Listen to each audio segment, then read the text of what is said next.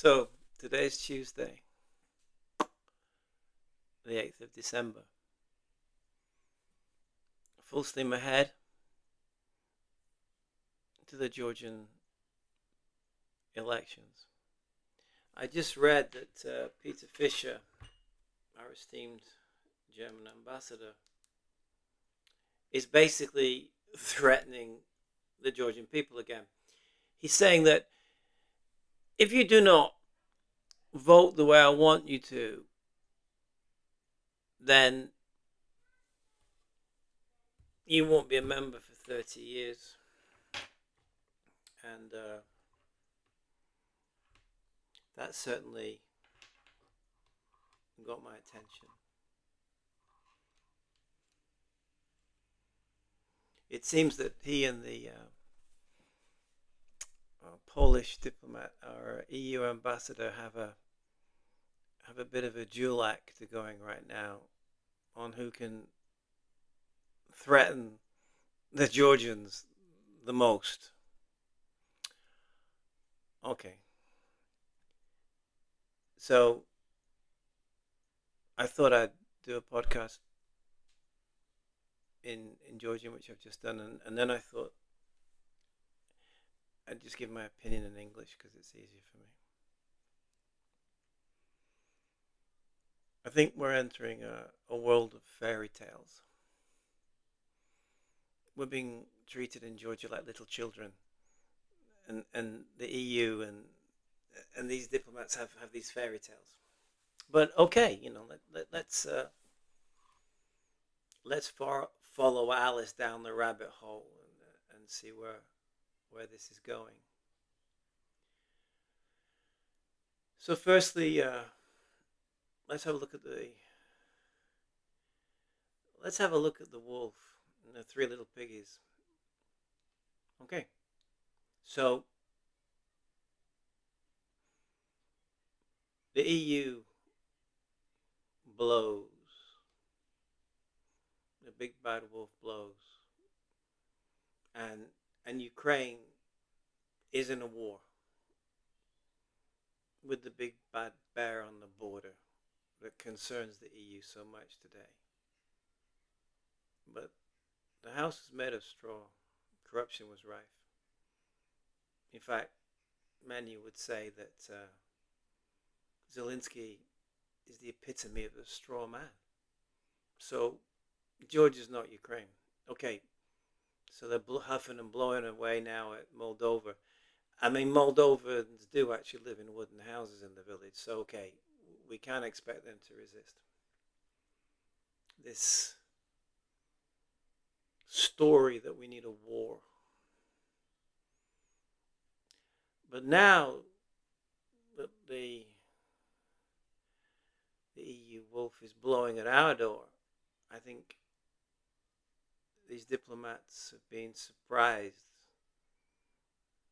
because the Georgian character is made of stone, and we're not going to be pushed around. Georgia's not going to be pushed around by the EU. So that little fairy tale, it just doesn't work.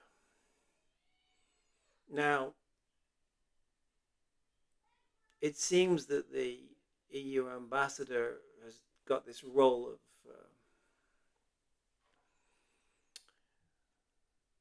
what would you call it?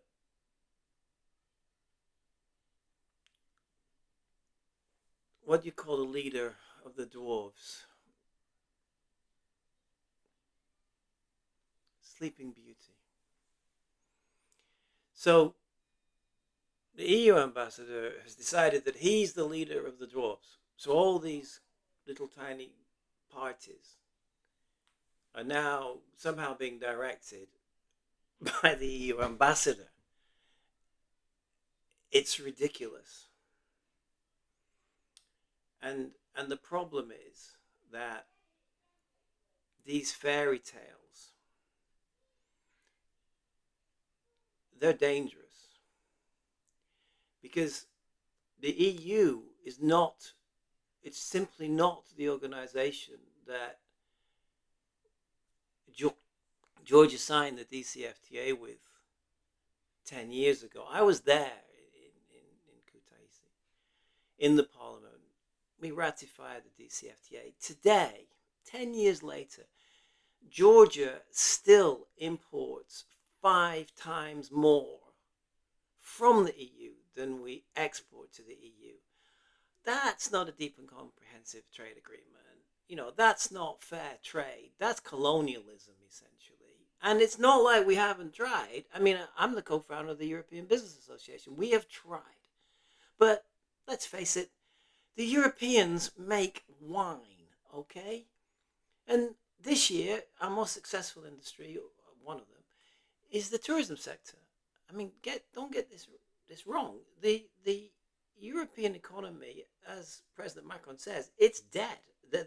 Their economic model is dead, as Macron says. We are growing right now, according to the World Bank, at 12.1%. I mean, our model since 2012 has worked and worked and worked again, all the way through COVID, all the way through these wars. Our system's working. Theirs isn't.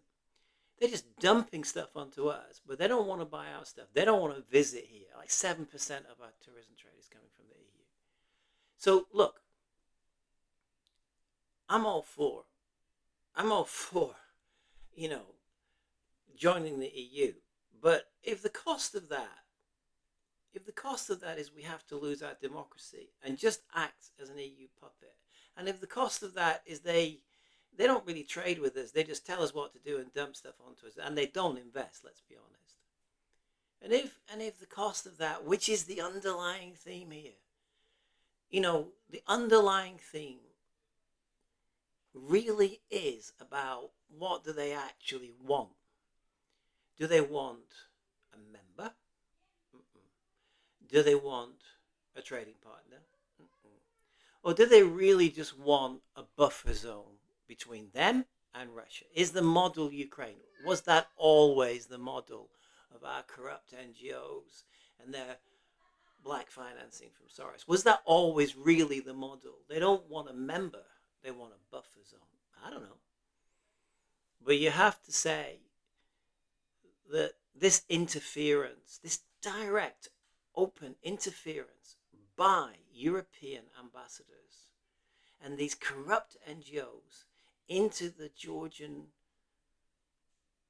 election process, it's wrong. I mean, you would be arrested for some of the stuff they're doing in Georgia right now if you tried this in the United Kingdom. Believe me. So, my position is very simple. And I have skin in the game, okay? My position is extremely simple. If the cost of this illusory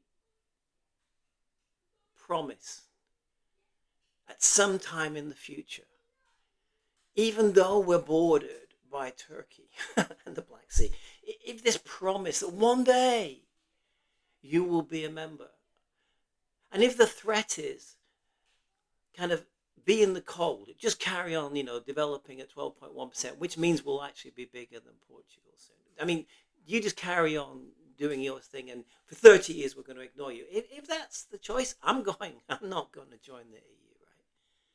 If the choice is, be subservient, just take whatever they want to dump on you trade-wise, and basically act as a buffer zone until they decide that we can join, then don't join. Don't join. I'm a businessman. I do not go into deals where I'm on my knees. I do not go into deals where I do not know the strengths of my offer. The EU needs Georgia. The oil is in the Caspian. We're in the middle. East-West, which one's best? They're both going to have to trade. France can't even agree with Germany whether to impose sanctions on electrical vehicles with China. Evrokashiri, European Union, it's not a union. It's really not. And they need us to be here to be functioning and to allow this trade.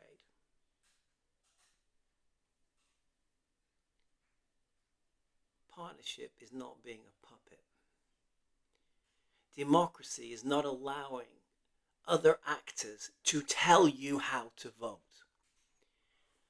Opening websites that tell our voters where this party is positioned and where this party is positioned and which one they should vote for. That, my friends, is not democracy. That, my friends, is an external foreign agent interfering in our elections. Of course, I'm just one person, but I have freedom of speech in Georgia, and I would like to freely express my opinion that Peter Fisher and the EU ambassador should just stop interfering in the Georgian democratic process, and maybe, as citizens of the EU, put their attention on the rise of AfD and fascism and the catastrophe of illegal immigration that is currently pulling their economic model to pieces, and stop telling Georgians what to do. Didi Madloba. Kurat Gabistris. English. Thanks for your attention.